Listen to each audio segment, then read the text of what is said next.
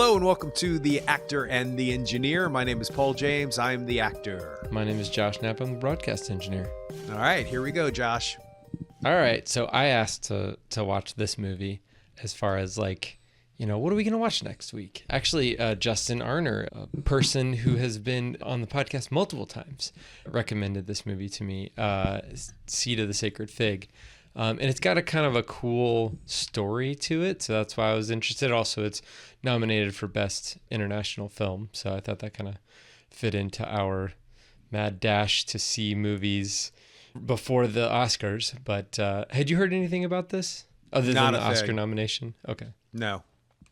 I saw a trailer for it, and it looked pretty intense and interesting, but then I was kind of like, oh, maybe I'll see it later on. But I'm glad I intentionally watched this movie because it is a longer movie. And so I was kind of like, all right, we need to, lock in on this thing. But I have not seen any other Iranian films, I don't think. But I know there's been other Iranian films that have been nominated for Academy Awards that I've just never gotten to. There's other filmmakers that I've heard a lot about. Asghar Farhadi directed A Separation, which won the Oscar a few years ago. And then there's a bunch of Abbas Kiarostami movies that are in the Criterion Collection. I kind of see them as I navigate through the Criterion channel and stuff like that. Abbas Kiarostami directed a movie called Taste of Cherry, which won the Palme d'Or 20 years ago or so. And so I've kind of tried to keep them on my radar. And the last filmmaker that I have not seen any of his movies is Jafar Panahi, who I thought that's who I thought made this movie. But this movie was made by Mohammad Rasulov. But very quickly, Jafar Panahi, he made a movie called This Is Not a Film that he made while he was on house arrest in Iran, because Iran has very strict censorship rules. There are things you can and cannot say in Iran because they are a theocracy. And if you are not on board, then they don't want to hear from you. So a little bit different than here. I know people may think that we're being censored, but when you compare us to Iran, we got it pretty good. So at least for now. But I assumed that this was made by the same guy, but no, this movie's made by Mohammad Rasulov, wrote and directed it, kind of made in secret. The people involved with it kind of understood what they were getting into when they started making this movie, because it's critical of the Iranian government and how they prosecute people and the judges and the investigators associated with that. And so I think they knew that once the government found out about it, they were going to come after them. And the Iranian government found out about it when it was brought into the Cannes Film Festival. And I think it won like Grand Jury Prize or something. And then, of course, now it's nominated for an Academy Award. So all that kind of backstory, like before we even get into like what the movie's about, that was interesting to me. It's like these people are really kind of like putting their money where their mouth is. They are using art to speak truth to power and to be critical of their government. And they understand the risks that they're taking. And that's bold. So I was like, I can give 2 hours and 45 minutes of my life to that. And I thought it was pretty good. What did you think in general? I loved it. I loved everything about it. Tell Justin thank you. Tell Justin to keep recommending, keep pushing for movies that, regardless of their Oscar status or regardless of their history or why they've been made, good storytelling is good storytelling. I could not get the idea of them doing this undercover stealth. It added to the film on some kind of level, because I thought, well, how did they get that shot? How they get that shot? How they get that shot? And then I went back and rewatched a few sequences, and I was like, how did they get that shot? Like, where's the camera on the car? Is it an iPhone? Are they standing in the street? How are they doing that? It added to the suspense of the actual film, which is appropriate. When you have to do things in secret, there's a tension. And when you keep things a secret, there's a tension. And you can feel it in the film. The acting is superb. Let me start with that. I will not be able to pronounce anybody's name for about another year or so after I practice. So okay. I'm glad they come tripling off your tongue very well. In particular, the mother, she breaks my heart. She is Oscar nominatable. These are the performances that will go unseen as Oscar nominees for acting, which is fine. It happens every year. You have 5 in each category. You can only have so many. I do believe this will be the film, one of the films that people discover months from now after the Oscars, and they're like, well, what about them? How come they weren't nominated? Because all 4 of the leads, if you want to call them leads, are deserving. The daughters are impeccable. They're outstanding. There's not one moment you don't understand their motivation. They're great because you're not sure who did what and why. You have no idea. And that's impressive to me, because actors are indicators. They give away stuff. That's what they do. But I could not tell until it was revealed. Side note.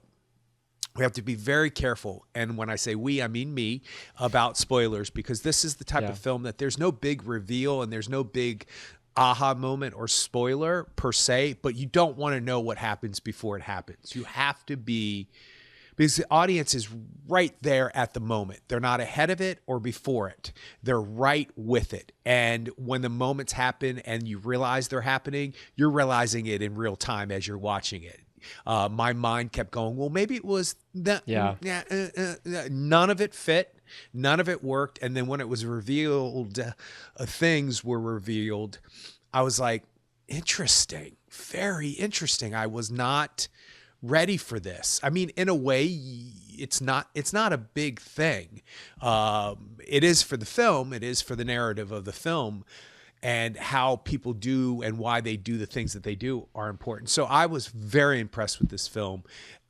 There's this tone about it, and it's probably because the political environment is so intense in that part of the world. I don't know much about that culture, but I do know that just like most cultures and most people in the world, food is a centralized thing, and you see them having meals. You see them being soothed by tea, by drinks. There are things offered to people to calm them down. So it was interesting to watch the rituals that people have around dinner or around the end of a day and coming home and what you do at the end of the day, which adds to something that happens in the film. And this is one of those movies where a flick of a light switch and you're like, why did they go up on that? It's not. I'm just using this as an example. And then later on, you're like, oh, that's why. And there are numerous things that happen throughout this movie. And I don't know where you want to start with it. But we should probably start with just the basics. I mean, this movie it's not on Netflix or anything like that. I had to rent it, digitally rent it or whatever. It may end up coming on $5.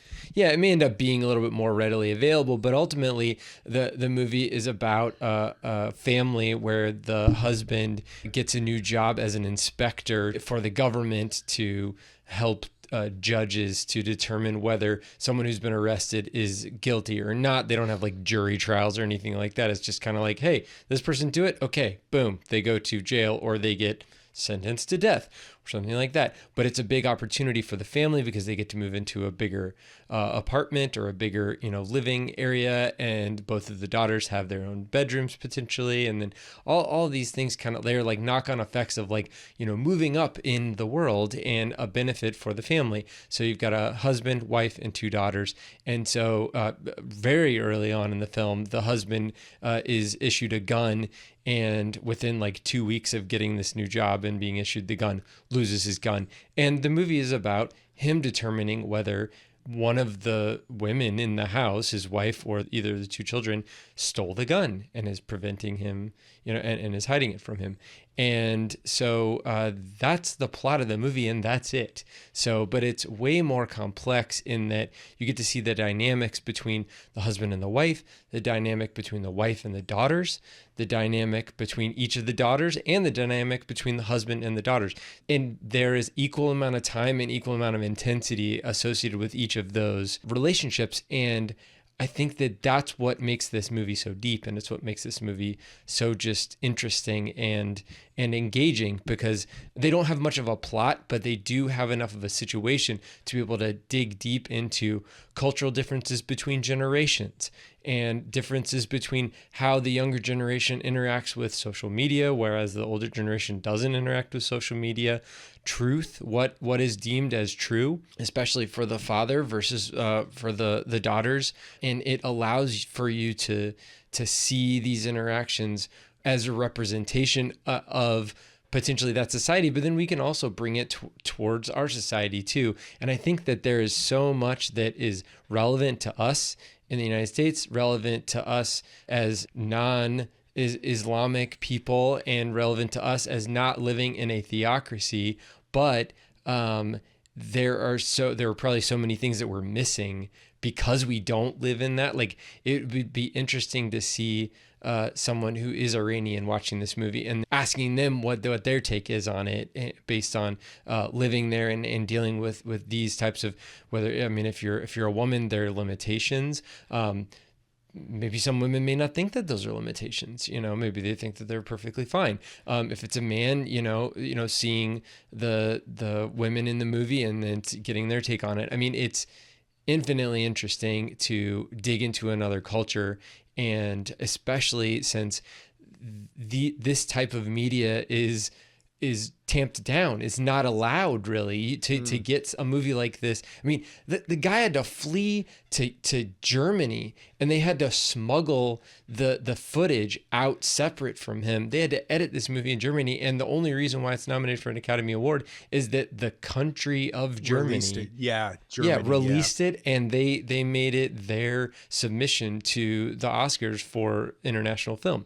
So, I mean, that's the reason why it's getting a little bit more press and why it's getting specifically the Oscars accolade. But just the fact that the director and the two younger actors, Satara Maliki and Masa Rostami, they were at Cannes with the director, but the two main, the husband and the wife actress, her name is Sohelia Golestani, and the husband is Misaga Zare.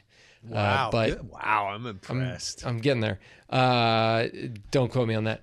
But so those two actors, the husband and wife actors, they are still in Iran, and they can't leave. They're essentially, I don't know if they're arrested, but they are barred from leaving the country upon investigation for doing this movie. I wondered about that too. I wondered about how would that have influenced the performance, or I wonder how that would have influenced your choice to make the movie. I think there comes a point in time, and I have nowhere near anything to relate to on this level. I mean, I do have obvious connections to not going with the grain of society based on certain things of who I am, but so far I'm not being arrested for those things now in this time frame that we're in now. This particular moment, who knows what's going to happen in the future, as you very well stated earlier. Hopefully nothing. Hopefully it stays the same, if not gets better. Anyway, so I understand that, but I could not put myself in the place, not meaning I thought about this later, not during the film, but I couldn't put myself in the place of, wow, if I choose to do this, I could go to jail and be killed for making a movie. But that also speaks to the actor's soul. An actor needs to act. A creative person needs to create. It's actually a lump in the throat inducing for me, going and wondering what that was like and the things that they had to do, and turning the page, reading the script, and then the daughter does this, and they must have been like, oh, when we do this is going to be the nail in the coffin, no pun intended.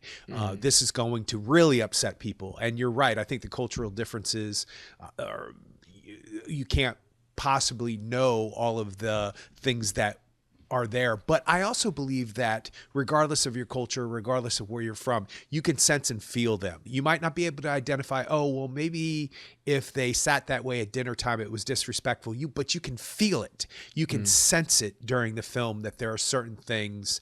When the younger daughter speaks up early on before they leave to go to the other house, the look the mother turns and looks at her like, I don't even know where to begin with you speaking right now. Like and it's all done in a look. And she just, and you know, moms have those looks anyway, like, you know, you better stop. But the utter shock and disbelief that your child raised in this culture would actually even begin to say something like that, let alone say it. So I found that interesting. And do you realize that the gun going missing doesn't happen for an hour and 15 minutes into the film? There's a whole hour. Are you serious? Yeah. No, I timed it. It feels like it's so early. No, Really? I'm pretty sure. But I mean, you know, time is to me. It felt like it was within the first 20 minutes. But I could totally be wrong. If you think about it, you have the whole best friend coming and spending the night situation. Oh, that's true. The college You're right. That's student. Before. You're right. She has the trouble in the protest. She comes back to the house and the mother takes care of her. And that's why I think that it's impressive. Say the actress's name who played the mother again. Sohaila Golestani. Oh my gosh, I need a t-shirt with her name on it. Because her part. Think about what she had to do for a split second. She had to stand her ground with her belief, with her marriage, with her relationship. She had to understand the next generation. She had to, and see, that's where the situation changes, is when you personalize something. And she saw this young lady beat up. She saw this young lady disfigured for the rest of her life, all for marching, all for protesting, all for standing your ground. So she saw that. But when her husband walked in the room, she had to still continue on with who they are and what they are. She does call him out earlier on or later on in the film about that. She does say, hey, I've been here with you the whole entire time, dude. And that's why you're right. Her it seems like her role is the most difficult role. I mean, the husband role is difficult because he's having to weigh. He's good though. He's really good. And he's having to weigh the responsibilities of the family and providing for the family, and you can tell that he does love his family, but the way that he was raised and the way that he shows his love for his family is and his faith is very structured, and it's the way that he shows his love is based on that. Whereas it seems like that's not the love that his family needs at the time. But the wife is difficult because she has this allegiance to her husband that she's had for the last 20 years. And then she's also having to balance that with her being a woman herself, and then her protecting and representing her daughters. And that's the most difficult part for her, I think. One thing that I noticed pretty early on was that the daughters looked like super old to me. They did not look like they were in high school or high school age, even though they are supposed to be. But I did a little bit more reading, and they purposefully cast actresses that were adults because they did not want to take children and put them in this movie and detrimentally affect them when they may not have known or may not have understood what they were signing on to. Yeah. Which is respectful. And so the youngest daughter's 18 years or older? She's probably in her 20s. I bought it. I didn't have a problem. Okay. I didn't think twice about it. Oh, okay. Yeah. Well, you know, have you ever seen pictures from like Tina Turner from 1950, her high school picture? She looks 60. Like have you ever seen The Rock? She's had a hard life, huh? Yeah. Right. And then she looked 25 for like the rest of her life. You know, she looked young as all get up for the rest of her life. And look at The Rock.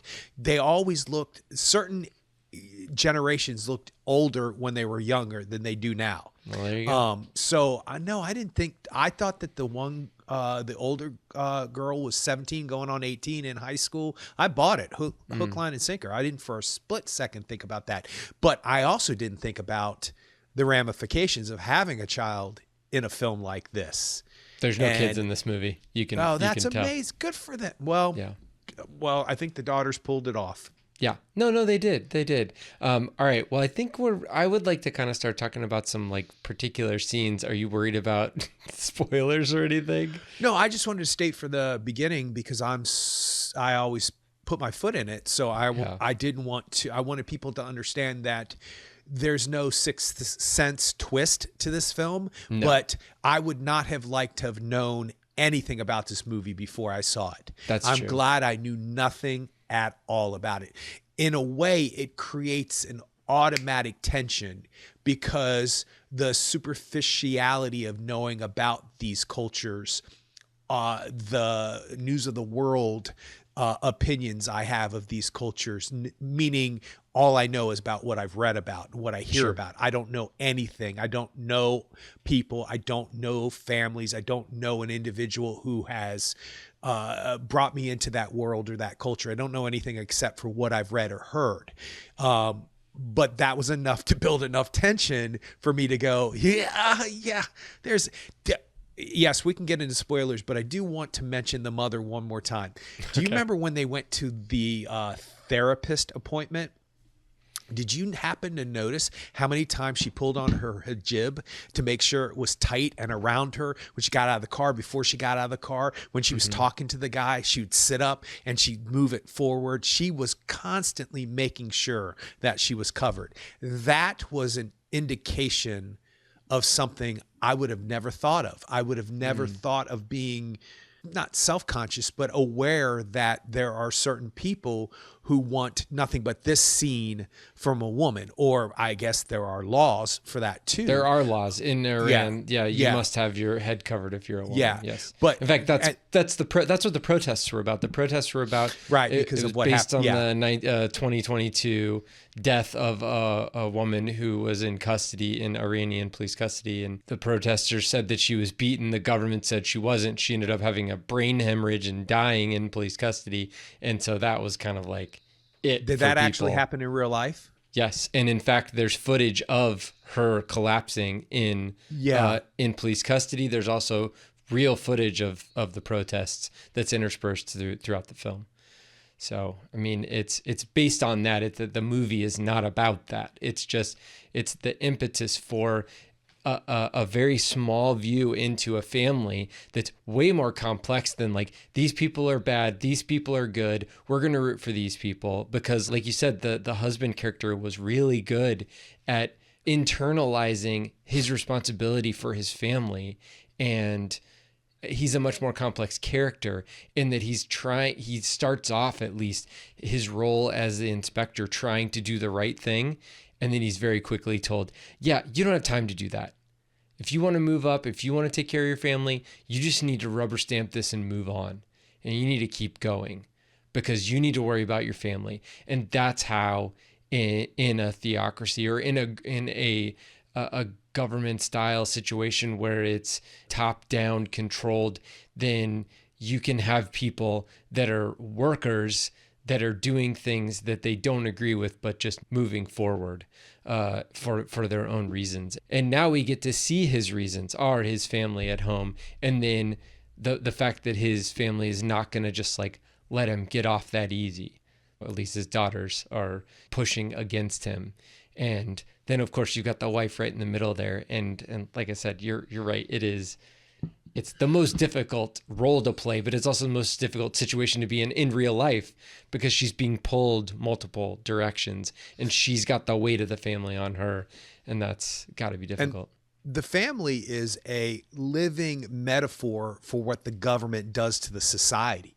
And you see how those constraints and those laws affect the most minute thing in the family, and how those things play out in the government are playing out in this family situation, because that's what they've been raised in. That's all they know. That's their faith. That's what their parents teach them, so forth and so on. Because the father very quickly switches into, okay, I'm done with all of this. I'm going to do this the way that I know. What's he do? He isolates them. He's been trained to do exactly what he does. That's exactly it. That's exactly it. So I actually understood what it would be like in the 2.5, 2:45 time frame of living in this movie, what it must be like on some minute level to live underneath that as a society, because I could see it in how the family reacts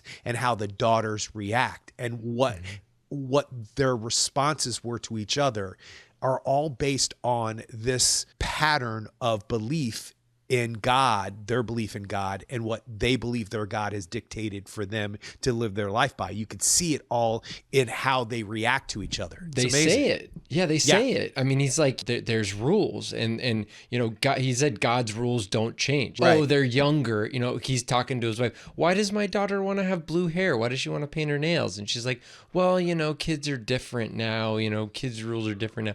And he's like, God's rules haven't changed. Right. And so the crazy part is, the complex part is that he's trying to protect his children from a change in society of which his children are a part of. So he's trying to limit his children to protect his children, and he's trying to limit other people to protect his children.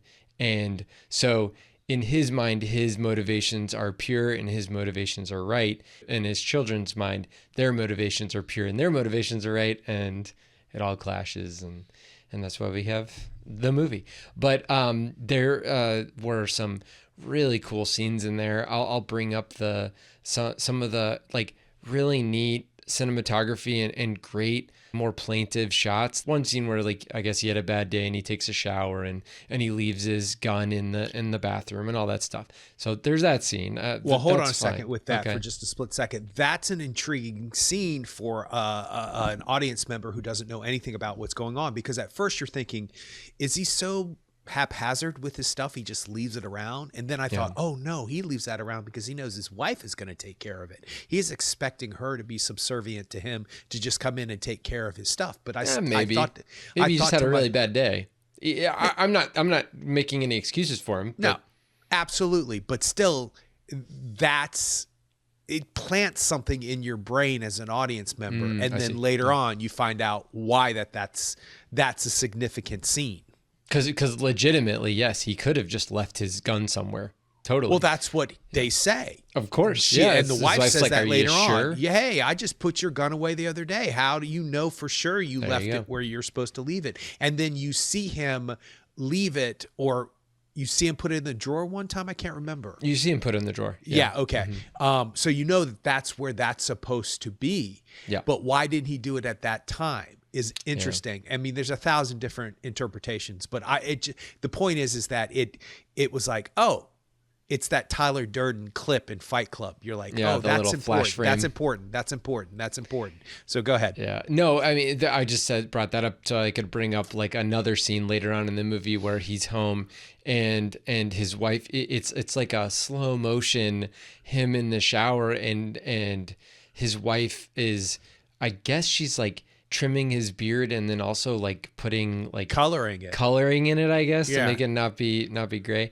That may have some cultural significance of some kind, but the amount of care and intensity of that scene is a kind of a shortcut to show you that she really does love him and that he is willing to let her help him out. And so like that's a very film grammar for, we're going to show you this in an artistic way, but then also show you that they do have a connection. Now, of course, later on they talk about how they've been together for 20 years and all that stuff. But I like the show don't tell of a scene like that, and I like that it gives you a microcosm of love in this film.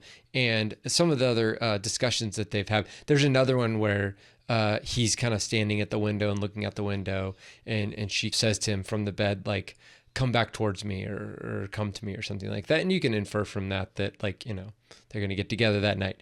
But it's the subtle filmmaking that I appreciate. And the movie is pretty subtle. There's other scenes that aren't so subtle. There's a car chase and there's some intense scenes involving other people. But ultimately, the movie has a steady hand on it, and it is intense when it needs to be intense, but it's also deep when it needs to be deep, and it's and I appreciated that. I think the movie does really kind of start to ramp up when they get to that second house, and he's, like you said, he's kind of like enacting his training and enacting it on his family, which you would think would be a bridge too far, but obviously not. He seems to be okay with it to a certain extent. And then it just ramps up from there when essentially like he's locking the doors to prevent people from getting in, but then you kind of see that he's probably locking doors to prevent them from getting out. But I love, there's a couple things that does lock doors to prevent them from getting out. There you go. There's all kinds of like you said, there's scenes where yeah. Oh, I love the fuse. I was like, wait, what? That's talk about a Chekhov's gun. I mean, like, yeah. I mean, there's a lot of guns in this movie. Tyler Durden. Yeah. Yeah. But the fuse is great because the fuse is so far away, and it's such a like, oh, okay. They're laying out, it's like a horror movie. They're laying out the places that people can hide and the things that can happen. And then they're just letting it sit for a while and then allowing for you to kind of like your head to spin. I essentially thought that the people that took pictures of them and then they followed them and ran them off the road and then they had that confrontation, I thought that those people may have followed them and found them and were going to attack them. I thought that was a potential possibility because, like you said, we really don't know what happened with the gun until fairly late and until pretty close to then, right before they arrive at the she shows it to her in the car. Yeah, so that right there, I was keeping myself open for interpretation, and I wasn't trying to figure out the movie, because I know some people get a lot of joy out of figuring out a movie, but most of the time when I try to figure out a movie, like I can either, did you figure it out? No. Oh no. Oh, not at all. I've been totally listening to you. I just want to make that clear, but I've also been trying to figure out what the timestamp is of when the gun was stolen. And you said you thought it was 20 minutes, right? It felt like 20 minutes to me. Hour and 10 minutes. I did not disagree with you, but yeah, no, I'm not saying you did. Yeah. I'm just saying it struck me as interesting that the film, it wasn't until almost at the end of the third act that I went, wow, we went a whole hour and 10 minutes with a whole nother movie. Yeah. I mean, it set us up for, I wasn't sure where this was going. I thought the college student was going to come back and the father was going to have her arrested. I didn't know where the film was going. So it just shocked me that a significant thing that happens in this movie is an hour and 10 minutes into it. So anyway. I mean, that just goes to show you that pace can still be swift in a 2 hour and 45 minute movie that I felt like it was a lot earlier. I know that some people try to figure out movies ahead of time, but I ultimately, sometimes I will feel like I've got it figured out and then I don't have it figured out. And sometimes I'm like, man, I feel like my idea of what was supposed to happen is better than what happened. So then I'm kind of like, not good. It's not good. So I want to like try to just let it happen and I will evaluate it on its merits and not like, you know what they should have done. Like that's not good. Well, when you're doing that in a movie and you're reinventing what should have happened in your mind, and it's an innocent thing. It's not like you're saying, I could make this film better. You're just, you're needing to have this film work. Yep. And so your brain, at least mine does, starts to rework it. And then when I tap into something, I'll go, that's way more interesting than what I'm watching. It just is. And then you like check out. I mean, no, I just wait for it to prove me wrong. Okay. And if it does, I go, oh, well, that's really great. And then if it doesn't, I go, oh, that's a simple fix. Why did they do that? Like sometimes I don't understand their choices, but well, that's good. I don't feel like such a weirdo now.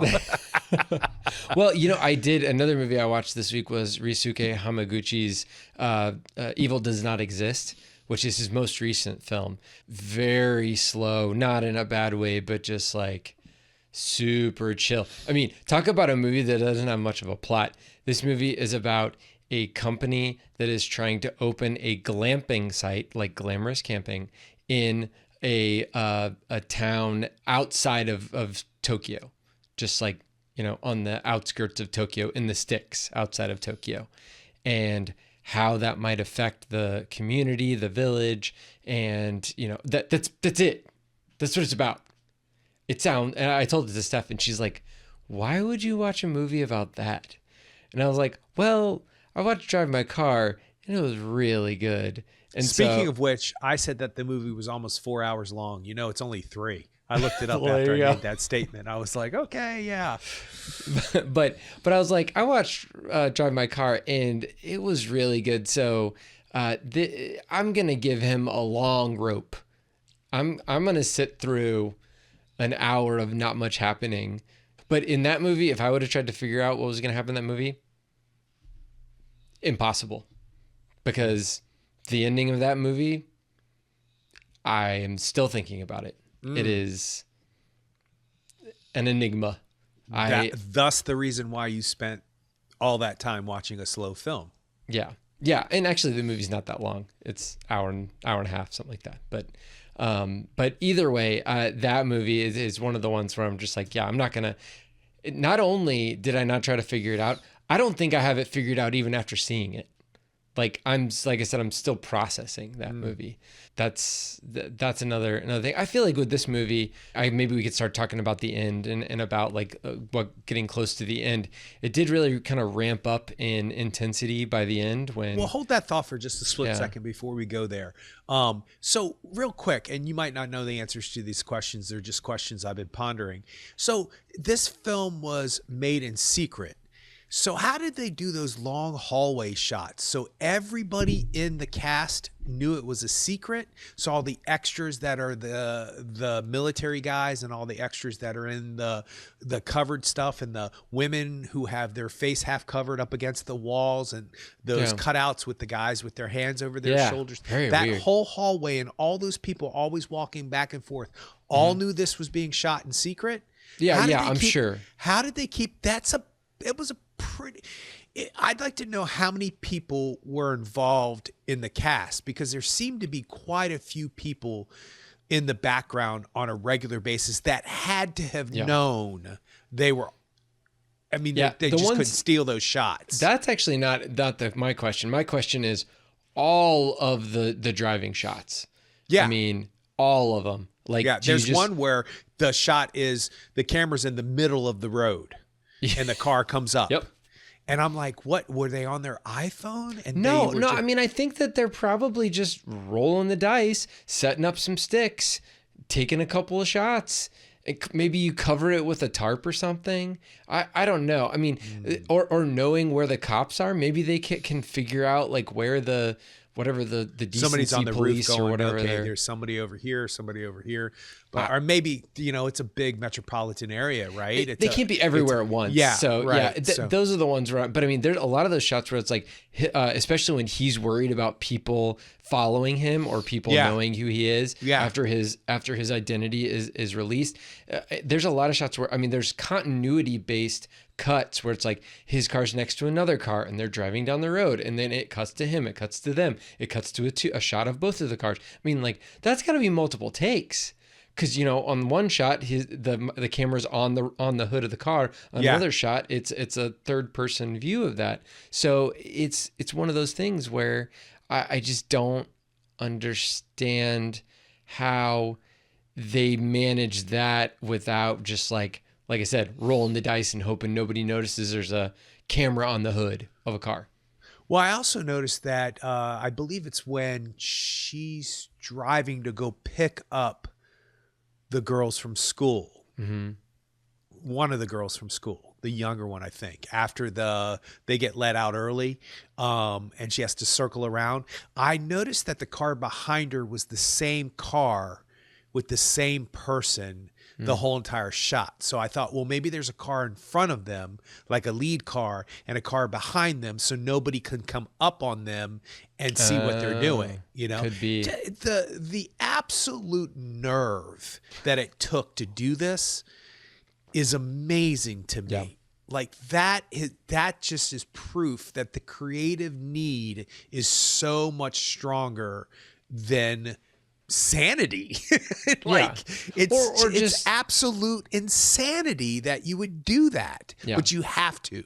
That's that you have to. And now the world has this movie. Yeah, no, you're right. I mean, it's like, and my guess is that the director and the actors and the producers and all the crew members, you know, were kind of saying like, you're telling us we can't do this. Well, that gives us even more reason to do this. But they had to have known that, first of all, there's nothing unseen nowadays. So even if it just went to YouTube and, you know, didn't have a big Cannes Film Festival thing or an award thing or a nomination or whatever, they had to have known that they were going to get caught, the actors at least. And I'm sure that I'm not sure, but I'm wondering about their probation and that them being I don't know if they're house arrest or what they are, but they probably had to give up names of people that they worked with.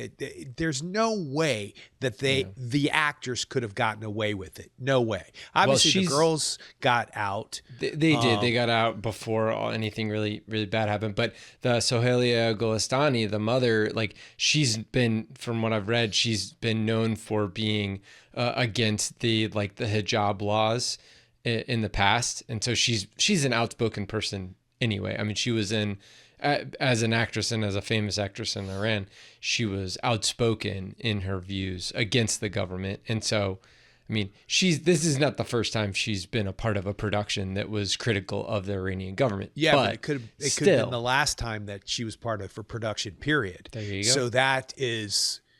every time is a risk, the whole time. The wherewithal, the integrity. This is giving up your whole life for one creative project. But I will say this, if she never gets to act again, she has this movie on film. It gives me a lump in my throat, man. Something about it is amazing to me. And the performance is stunning, absolutely stunning. Yeah. So anyway. Okay, so let's talk about the end, and let's talk about kind of like that. I mean, it doesn't turn into an action movie, but it does kind of turn into a home invasion / Hollywood movie film. It does. The end. When the car chase happens, I was like, oh, they got their car chase in. That's good. Yeah. They got their interstate matrix car chase in. That's right. So yeah. And then they move on from that to the house, which, first of all, I didn't talk about a reveal. They've got this house and it's in the country, and it's like, oh, look, we went there with cousin Tommy or whatever, you know. They're like, oh, remember the girls you really like to hang out in the fields with the trees. And just so happens that it has like some hidden like cells to hold people in. I mean, that's weird, but obviously comes in handy for the husband. I did enjoy the youthful ingenuity of the youngest daughter to be able to utilize the stereo and to be able to divert and to be able to understand the impulse of her dad and to be able to play towards those impulses and use that to her advantage. I mean, she's probably the smartest one there in that situation. I'm sure she saw the writing on the wall pretty quickly. Or it seems like the youngest daughter understood her dad's capacity for being inhumane to his family and rationalizing it, which is the hardest part. It's really the hard. It's like, I'm doing this for your own good. He becomes very stoic and very much like you can see him at there's an indication just because of the understanding of the character in the beginning that he is obviously moved up and blah, blah, blah, blah. Mm-hmm. When he becomes that stoic, just dark, stern look on his face, you can see how he worked his way up. You can also tell that he has been able to, at his workplace for years probably, shut off his emotions towards the humans who he's affecting. And now he's just doing that for his family, the people that he ostensibly loves the most and cares for. But he thinks and he's doing all the right thing.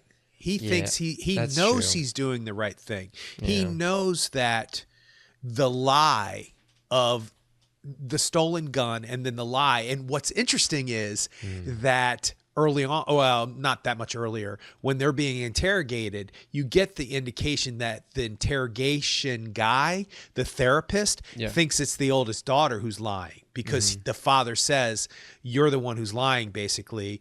There's an indication earlier on in a conversation with his friend that this guy will be the guy to figure it out. So if one of your family members is lying, this guy will figure it out. And this guy got it wrong. He got it wrong.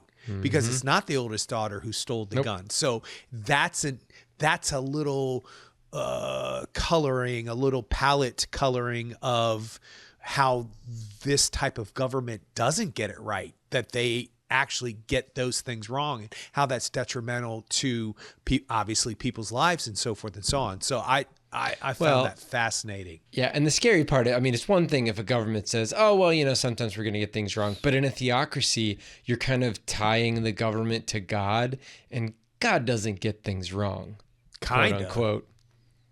And so that's the wrinkle there with a theocracy versus a government. Sure, government's going to get things wrong. Government's going to have corruption. But once you start tying it to God, it's like, God can't be corrupt. God is never wrong. And then now you have carte blanche to do whatever the hell you want. That's the danger there. So by the end, they end up going to these catacombs, which did you see in the distance from the kind of catacombs? Well, that's the place shot. Yes. Yeah. That's the place where he went and prayed by himself out there. Yeah. I don't even know why he was out there, but he was out there, I guess. Where did the electricity come from there? That's what I don't understand. Maybe there's a battery system. Well, that was obviously a little town at some point. Yeah, there could be a generator or something. Yeah. They could have a generator. I mean, that. And where did the electricity come for the house? Oh, they may have had service out there. I didn't hear a generator, but they may have had electrical service out there. It's hard to tell. And if they did, then that little place that he prays in could have had the same thing. Yeah. No, it looked like it was an unused mosque. Yeah, like a very there's a shot in the beginning. You see, the unused mosque, and if it's you like will, and then he's in that green light. Yeah. It's a very stark looking, very interesting image in the beginning because you think it's just. And did you notice that the whole world fascinates me? The pillows that went up onto the sides of the walls, like all of the carpeting, and then the pillows went up the sides of the wall. It was interesting, and I was like, huh. I mean, I don't know what that means and why it is the way it is, but there is a wide shot of that catacombed town in the beginning of the film. So when they ended up there, which is very Hollywood, by the way, that whole sequence. And I have nightmares like that, by the way, all the time. I felt like it was, like close to the end of The Spy Who Loved Me. With Jaws is running around the like adjacent Egyptian ruins next to the pyramids, and he's and him and Roger Moore and whatever the Bond girl is are kind of running around, and like that's really, I got those kinds of vibes, and I'm just like, oh, you just missed her, oh, there she is, oh, she moves and then he's there. Like it was very I'm assuming it was somewhat choreographed, but it just felt, that part felt a little bit like, I mean, this is the only thing I'm going to say about this movie that's not like, stellar, but I felt like I get it. Like he's running around, they're running around. I get it. That I felt like that could have been a little bit shorter, but either way, what did you feel like about the end? Like I did feel like the daughter who stole the gun was going to end up using the gun. I wasn't sure how she was going to use the gun.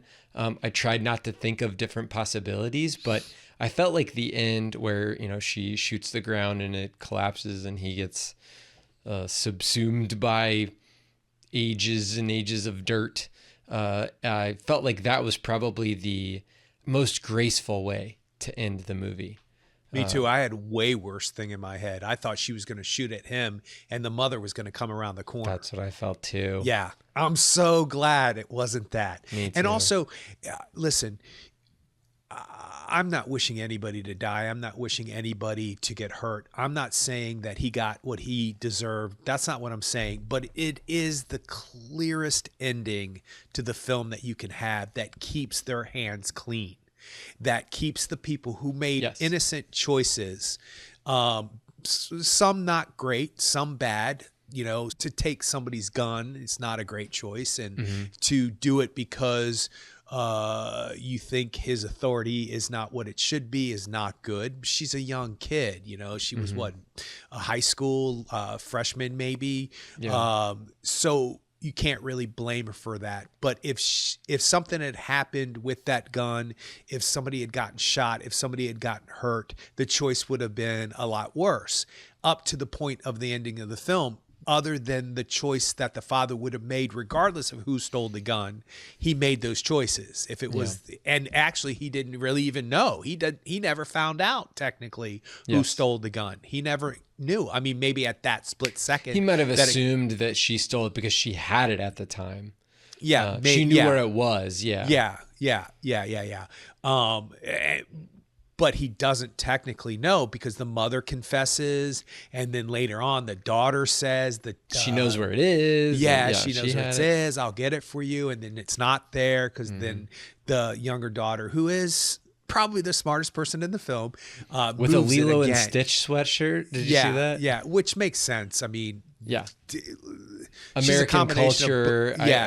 But she's also a combination of both those characters. That's a very strong-willed. It's a very strong-willed little girl in that. And then Stitch, he's crazy. Whatever he is, the alien thingamajig. I didn't really like him. He's kind of mean, actually. Anyway, so it's appropriate that she's wearing that shirt, and she's probably had that shirt since she was a young person, and also that's how other cultures get into the worlds that they don't want them to have influence on. So it was actually a very smart costume choice. But anyway, so no, I didn't mind the ending, and I thought it was the best choice for their circumstances because it keeps them clean. I mean, they can say he had an accident. They can say he was shooting his gun and it happened. Or just he was walking and he fell. But it is his gun. It's his actual gun. But with him falling, that last shot is so well done with the kind of like the dust of the dirt, and then his hand coming out, and it's the hand with the ring in it. Yeah, and which you see earlier on in the film, and then the gun next to it. It's beautiful shot, and it tells you all you need to see in the frame. Do you remember the first shot of the movie?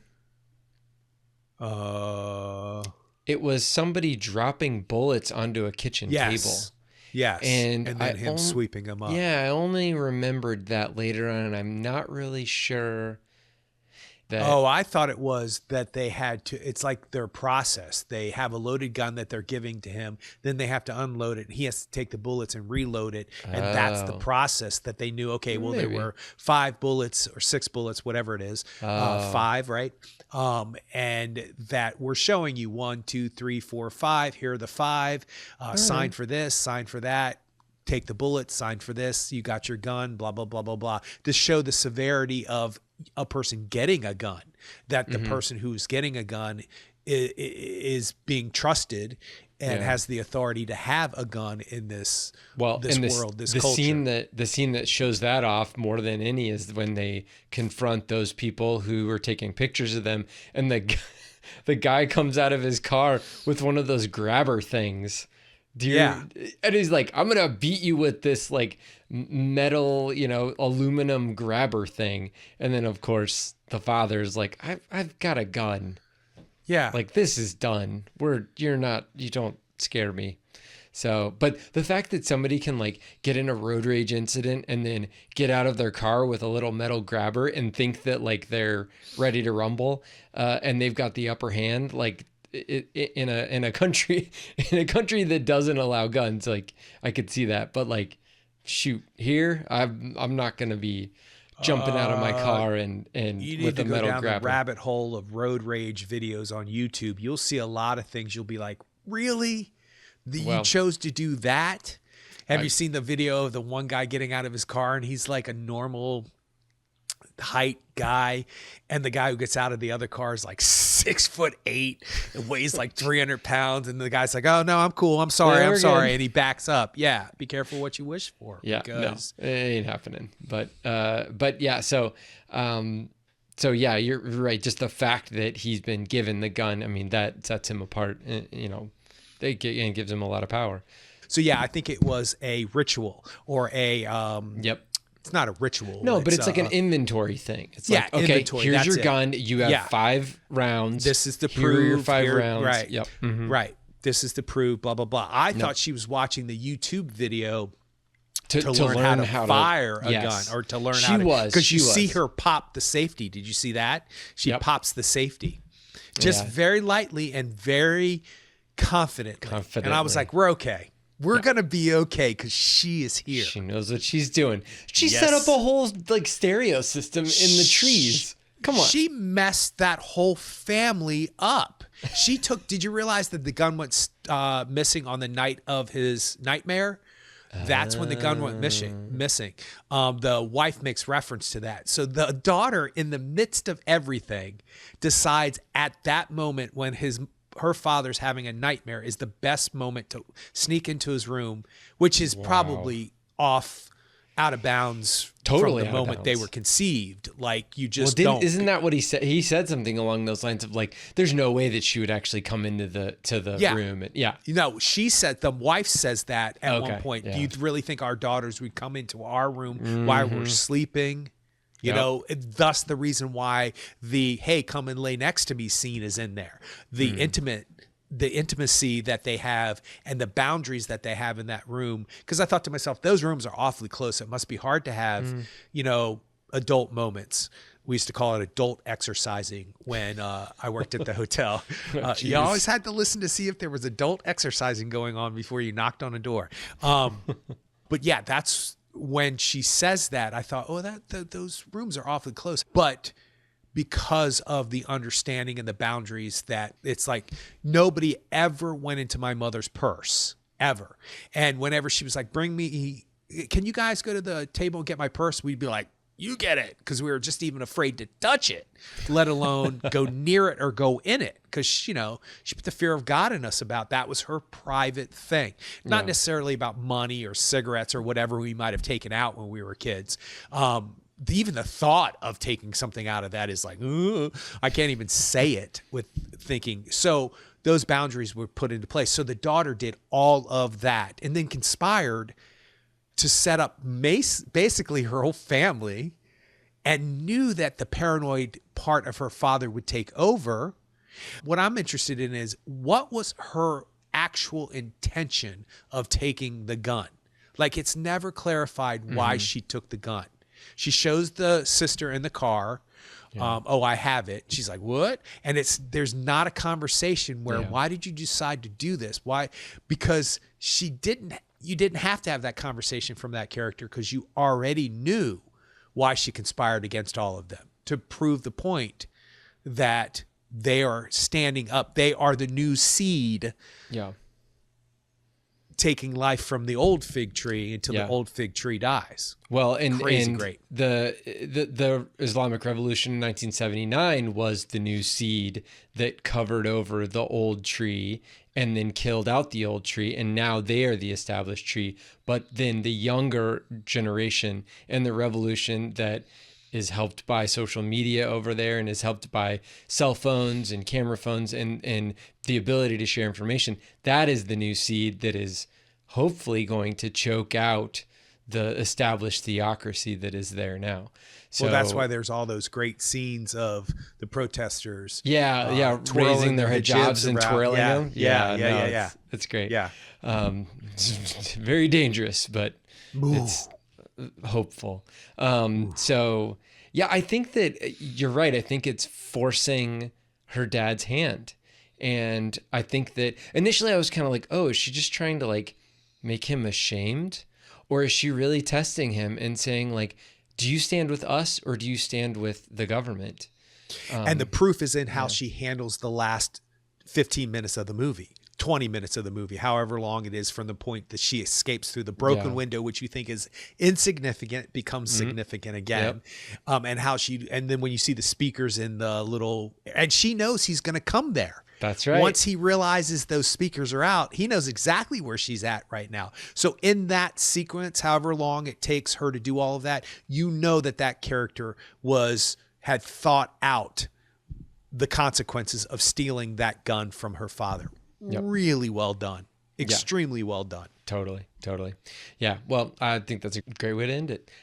You can check us out on the web at actorandengineer.com. You go to facebook.com/actorandengineer.